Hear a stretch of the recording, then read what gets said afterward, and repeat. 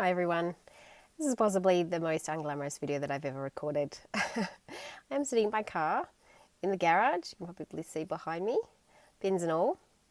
My daughter is currently being put to bed by my husband, and I thought I would jump in here because I really wanted to record this for you guys.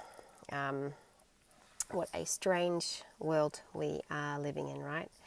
There's so many new things that we need to process. Some good, some not so good. For wherever you're at, I hope this message comes to you with love and kindness, because if there's one thing that we can spread, it's that. So what I wanted to do is I wanted to give you the really quick, top 3 guidelines or top 3 tips to optimize your immune system at this time, and what nutrition can we be very intentional behind, and how can we really support ourselves in this time. Just going to shift because my arm is really in a bad position there. So the first thing I wanted to share was, tip number 1 is get yourself a source of undenatured whey protein for 2 reasons. Number 1 is when it's undenatured, it contains not just the whey protein, but it also contains some immunological compounds. I won't go into this in this video just in the interest of keeping it brief, but it's definitely something that can really assist you when we are trying to look after ourselves. This particular bug sounds particularly nasty. I was reading a few experiences, and even the cases that were reported as mild sound pretty horrendous. So we really, really want to nourish our bodies and our immune systems at this time. So undenatured whey, because of the immune compounds that are usually, so the difference, undenatured being untreated by, or not heat treated or not acidity treated, so a lot of the compounds still remain intact, those proteins. If you'd like more information, let me know. But also, we know that whey protein is a good source of cysteine.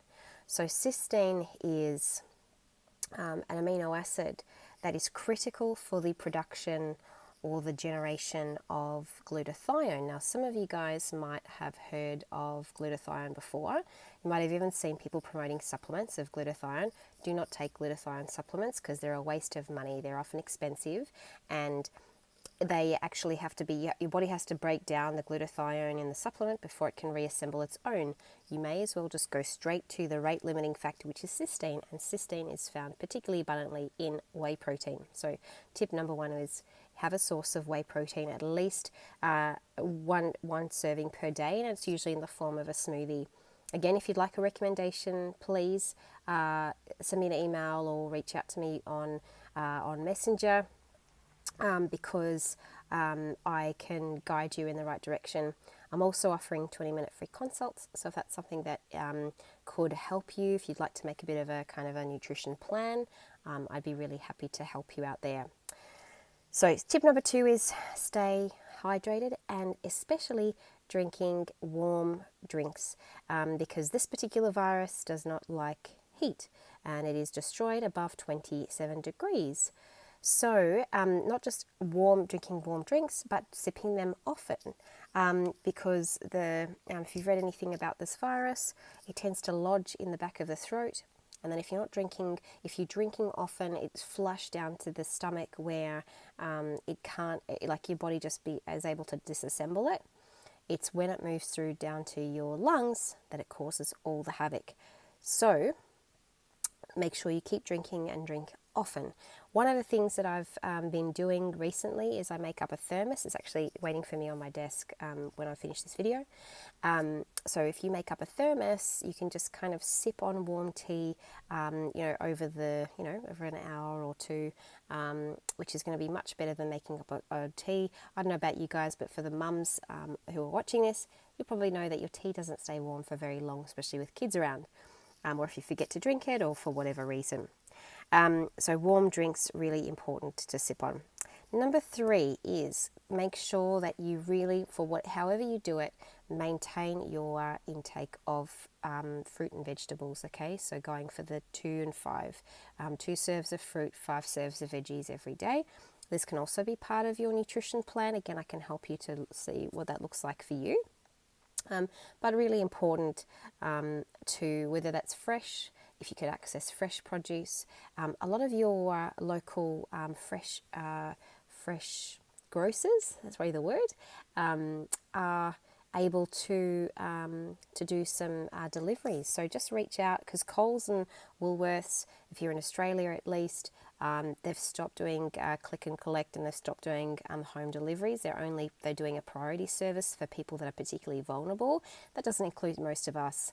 So, but check in with your local greengrocer and see if they will. Often they'll accept even text message or email requests, and they'll be able to deliver to you if you want to avoid going to the shops. So that's something that you can maintain your fruit and veggie intake by. Don't forget though about frozen veggies. They often lock in a lot of the goodness. It's just the texture's just a bit affected with some things, but still gets all the good nutrition in.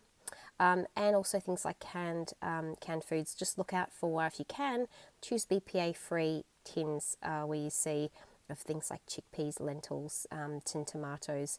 Not all canned foods will promote that, but where you can, make sure that you are choosing BPA-free free tins. The other way, sort of a bit of a backup plan for maintaining your fruit and veggie intake, and I suppose I should say why. The reason is because fruit and veggies are particularly rich in a compound called polyphenols. It's also found in tea and coffee, which, by the way, do count towards your hydration targets. They are mildly diuretic, so they do cause a little bit of excess urine to be passed out, but it's usually it's around 10% more than what you would wee out if you didn't have tea or coffee in the picture, or a bit of caffeine in the picture. So if tea and coffee is your go-to, as long as it's obviously not too excessive, then they can be counted. But the reason why I mention those in the context of polyphenols is because they are also a source of these highly antioxidant and really nourishing compounds that again can support your immune system quite optimally. A powdered green supplement may also be something that actually delivers a serve or two of vegetables. I do like one.